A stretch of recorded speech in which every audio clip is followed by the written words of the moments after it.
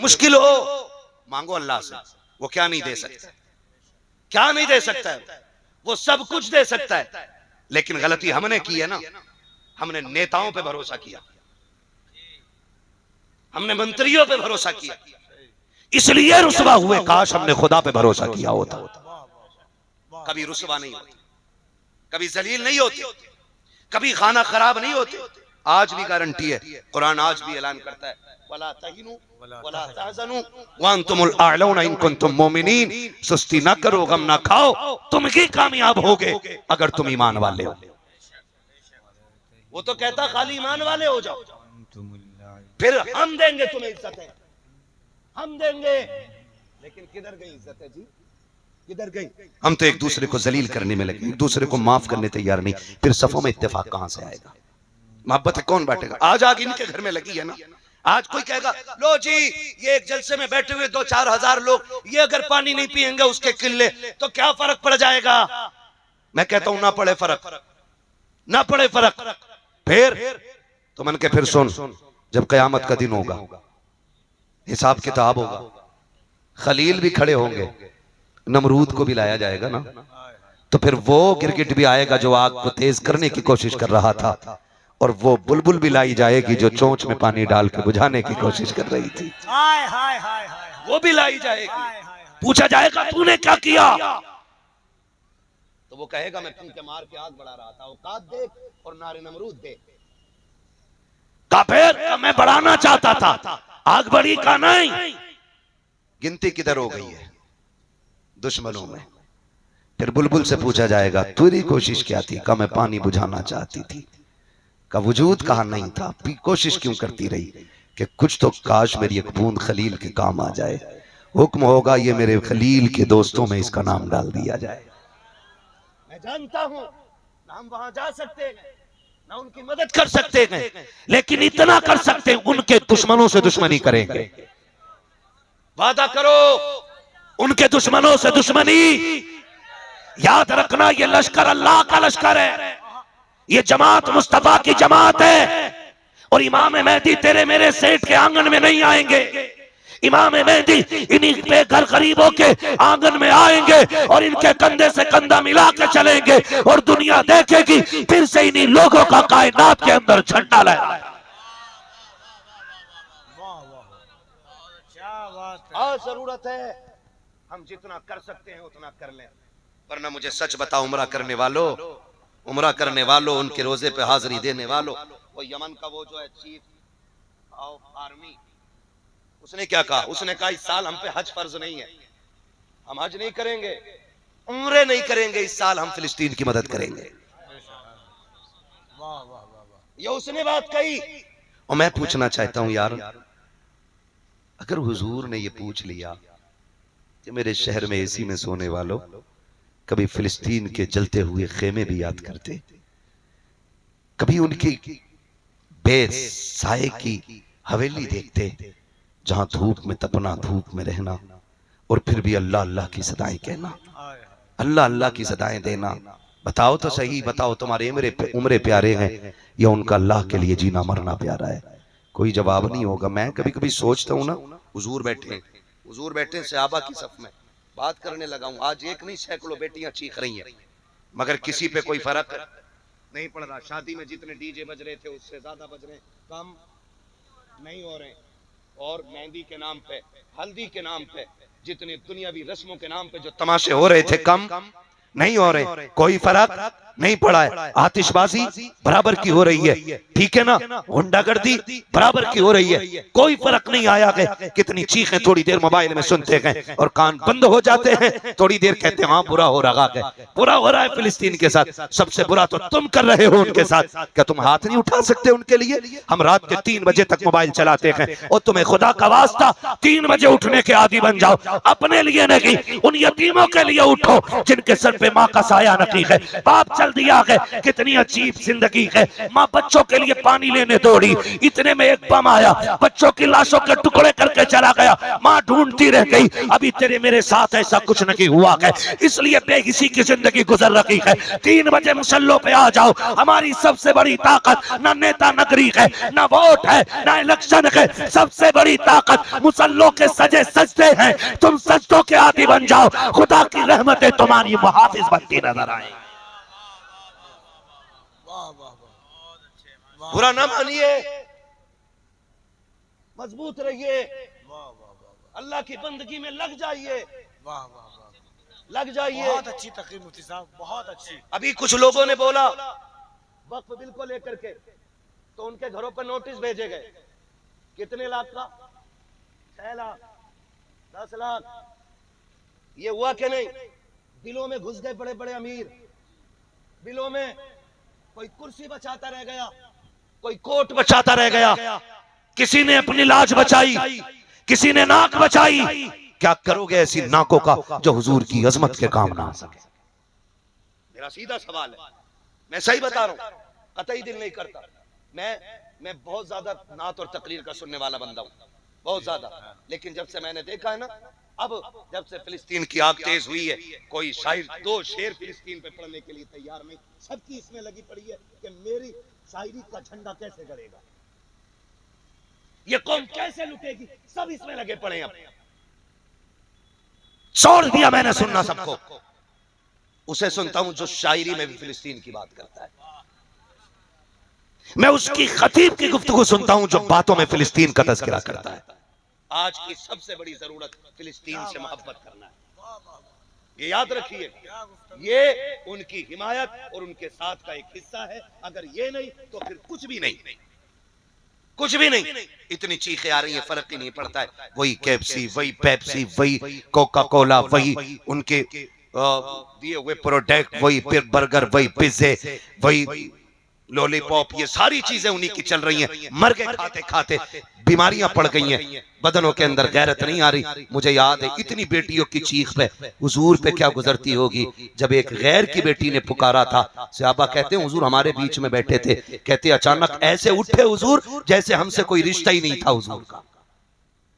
इस तेजी से हुजूर हमारे बीच से उठ गए। सुनो जाके, मेरे बताने से तुमने कोई जन्नती नहीं होगा, सुनो, और न तुम्हारे बताने से मैं जन्नती हो जाऊंगा। ये अपने दिल से जाके पूछना कि तू है कैसा, ये बताएगा तुझसे कि तू जन्नती है कि जहन्नमी है। धोखे में मत रहना कि मैं बांट जाऊंगा तुम्हारे बाप की जन्नत हो जाएगी, तुम कह दोगे मुझे जन्नती में हो जाऊंगा। ये दिल बताता है कितनी नेकियां की हैं और कितने गुनाह किए। हाँ, कब तक धोखा दोगे अपने आप को? हुजूर बैठे, सहाबा कहते हैं इस तेजी से हुजूर उठे कि ऐसा लगा जैसे हमसे रिश्ता ही कोई नहीं है।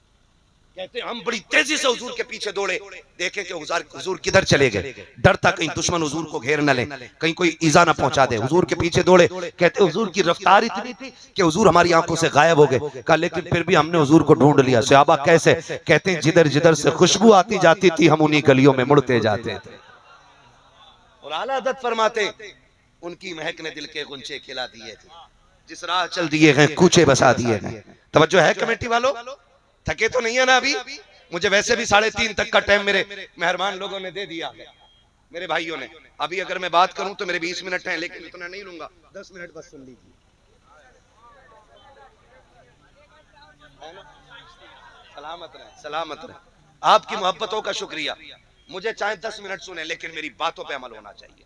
बहुत अच्छी गुफ्तगू। मैं कोई बहुत मुश्किल आपको प्रोडक्ट नहीं देके जा रहा हूँ कि आप इस पे अमल करेंगे बड़ा मुश्किल हो जाएगा। कुछ नहीं, सिर्फ दिल मारना है। बहुत अच्छी बात, सिर्फ दिल मारना है आपको, और कुछ नहीं। सहाबा कहते हुजूर उठ गए, हम पीछे से दौड़े, जहां से खुशबू आती जाती थी हम उधर जाते थे, हम उधर जाते थे जिधर से खुशबू आ रही। कहते जाके देखा हुजूर एक चौखट पे खड़े, अंदर से बच्ची की आवाज आई, कौन है? हुजूर ने फरमाया तेरा बाप आया है। उसने कहा मेरा बाप तो कोई नहीं है। हुजूर ने फरमाया फिर तेरा भाई आया है। उसने कहा भाई भी नहीं है। हुजूर ने फरमाया फिर सुन तेरा कोई करीबी आया है। कहा मेरा कोई करीबी भी नहीं है। हुजूर फरमाते हैं सुन फिर मोहम्मद आया है। उसने कहा कौन मोहम्मद? दरवाजा खुला, अंदर आ जाओ। हुजूर अंदर तशरीफ लेके गए, देखा तो देखती रह गई। मेहरबान कौन हो, क्यों आए हो? हुजूर बैठ गए। कहते बेटी रो क्यों रही है? कोई रिश्ता नहीं, कोई ताल्लुक नहीं, कोई पहचान नहीं, पहली मुलाकात है। हुजूर फरमाते बेटी रो क्यों रही है? उसने कहा मेहरबान ये तो बता मक्के में किसे किसकी पड़ी है? और तू मुझसे पूछने आया? मैंने पूछा अपने बाप क्यों कहा? महबूब कहते हैं तूने पहले रो के कहा था ना, काश आए अब्बा तू मुझे देखता। तूने पहले बाप को पुकारा था, मैं तेरा बाप बन के आ गया था। फिर तूने दूसरे जुमले में ये कहा था काश मेरा भाई मुझे देख लेता, वो निकाल के ले जाता। कहा सुन मैं तेरा भाई बन के आया। हुजूर फरमाते हैं बता तूने फिर मेरा बाप होने से इनकार क्यों किया? बच्ची कहती है अगर मैंने बाप का इनकार इसलिए किया, मैं जब 7 साल की थी मेरा बाप मुझे बाजार में बेच के चला गया था। अगर वो मेरा बाप होता ना तो मुझे बाजार में बेच के न जाता। उसने कहा मेहरबान बात यह कि 7 साल हो गए चक्की पीसते हुए, आज 14 साल उम्र आ गई है, एक दिन मुंह देखने बेटी का नहीं आया है, मैं कैसे उसे बाप कह के आवाज दे दूं? कहा फिर भाई से नफरत क्यों? कहा जब मुझे बेचा जा रहा था मेरा भाई भी टुक टुक देखता रहा था, आज तक बहन की हाल की खैरियत पूछने तक नहीं आया। हुजूर फरमाते दिल थोड़ा ना कर, सबका प्यार बांटने मैं आ गया हूँ, मैं आ गया हूँ। मेरे नबी कहते हैं बेटी अब बता रोई क्यों? उसने कहा देखें मुझे जिसने खरीदा बड़ा जालिम है, ये जो देख के गया है, ये सामान देख के गया है और कहा था कि ये सारी चीजें पिसनी है। कहा मेरे सर में बड़ा दर्द है, तबीयत खराब है, कमजोर हो गई हूँ, पीसा नहीं जाता है, रोना आता है, ना पीसूंगी मार खाऊंगी, पीसती हूँ दर्द होता है। मेरे नबी फरमाते हैं किसने खरीदा? का मेरे मालिक ने। कहा कौन? कहा यहूदी है। इतना सुना मेरे नबी ने फरमाया बिलाल सामान की गठरी बांध। हजरत बिलाल ने सारा सामान इकट्ठा किया है। जब बिलाल लेकर के खड़े हुए गए, आका करीम आगे बड़े तेजी से हजरत बिलाल के हाथ से सामान की गठरी ली, कंधे पे रख के एक हाथ में बच्ची का हाथ पकड़ा, कहने लगे चल बेटी। सहाबा की चीखें निकल गई, महबूब ये गठरी का बोझ हमारे होते हुए आप क्यों उठा रखे गए? मेरे नबी ने कहा था सहाबा ये मेरी बेटी का बोझ है, मेरे कंधे पे रखने दो, ताकि कयामत तक अगर कोई बेटी सामान लेकर के बाप की दहलीज पे आ जाए तो वो बाप उस बेटी के सामान को बोझ समझ के ना उठाए, मदीने वाले की सुन्नत समझ के कंधे पे रखने लग जाए। मेरे नबी ने उस बच्चे की गठरी को रखा कंधे पे और फरमाने लगे बेटी चल, कहां है तेरा मालिक? बच्ची कहती है मैंने जिंदगी में 7 साल से बाप का प्यार नहीं देखा, लेकिन आज हुजूर ने हाथ क्या थामा, ऐसा लग रहा था जैसे कायनात के खजाने मेरी मुट्ठी में आ गए थे। तवज्जो, चलूं आगे। हुजूर लेके पहुंचे, पहाड़ियों की वादी आ गई, एक ऊंची से टीले पे एक मकान था, मकान की छत पे एक बैठा था। उसने दूर से देखा चंद लोग आ रहे, किसी का चेहरा साफ नहीं दिखा, एक चेहरा चांद से ज्यादा रोशन नजर आ रहा, और वो वही यहूदी था। यहूदी था। उसने कहा ताज्जुब हो गया, कहा क्या कि एक जमात आ रही है, उसमें एक चेहरे के अलावा किसी का चेहरा साफ नजर नहीं रहा है, मुझे समझ में नहीं आ रहा ये चेहरा किसी इंसान का है या किसी फरिश्ते का चेहरा है, देखने में तो अजीब लोग लग रहे हैं। वो जल्दी से नीचे उतरा, अपने नीचे आ गया, घबरा के इतने में दरवाजे पे दस्तक हो जाती है, सरकार चल बगर हो जाते हैं, आवाज आई मन दक्कल बाब, दरवाजा किसने बजाया है? आका कहते अना मुहम्मदुर रसूलुल्लाह, मैं मुहम्मदुर रसूलुल्लाह हूं। उसने कहा वापस लौट जाइए, तुम्हारी तबलीग नहीं सुननी है, तुम्हारा दीन नहीं सीखना है। मेरे नबी कहते हैं दरवाजा खोल, मैं तबलीग के लिए नहीं आया हूं, मैं किसी और काम से आया हूं। उसने जैसी दरवाजा खोला है, क्या देखता है? उसके दर की कनीज है, मुस्तफा के हाथ में हाथ है, आका करीम के कंधे पे गठरी रखी है, हुजूर का चेहरा देखता है, देखता रह जाता है। उसने कहा नाम क्या है? कहा मोहम्मद। कहा बाप का नाम क्या है? कहा अब्दुल्ला। माँ का नाम क्या है? कहा आमीना। कहा ये बच्ची कौन है? कहा ये तेरी कनीज है। कहा क्यों आए हो? कहा आजाद कराने आया हूं। उसने कहा ठहर जाइए। अंदर गया, दौड़ा दौड़ा अपने रिश्तेदारों को लाया, एक पुरानी किताब उठा करके लाया और ला करके कहता सुनो मैं किताब पढ़ता हूँ, तुम जरा इनका वजूद चेक करो। अब उसने तौरात पढ़ना शुरू की, जो पुरानी कोई किताब थी, तौरात के उस असहाब सहीफे को, उसके टुकड़े को, उसके अज्जा हो या उसके औराक हो, उसकी सतरे हो या ज़बूर की हो, जो भी थी सारी पुरानी इबारतें उठा के लाया और कहता सुनो अब जरा देखो चेहरा नूरानी है कि नहीं? उसने कहा हाँ है। कहा हमारी किताब में लिखा है। कहा देखो तो सही खानदान कुरैश से है कि नहीं? कहा हाँ है। कहा हमारी किताब में लिखा है। कहा बाप कौन है? कहा अब्दुल्ला। कहा ये भी किताब में है। कहा माँ कौन है? कहा आमीना। कहा ये भी किताब में है। अल्लाह अकबर। कहा जरा इनका दामन उठाया जाए। जब मुस्तफा की कमीज हटाई गई, कहा देखो शानों के बीच में मोहर नबुव्वत है कि नहीं? कहा है। कहा ये किताब में लिखा हुआ है। उसने उन औराक को समेटा और समेट के उनके हवाले किया। कहा सुनो हमारी किताब में लिखा है कि आखिरी पैगंबर ऐसा होगा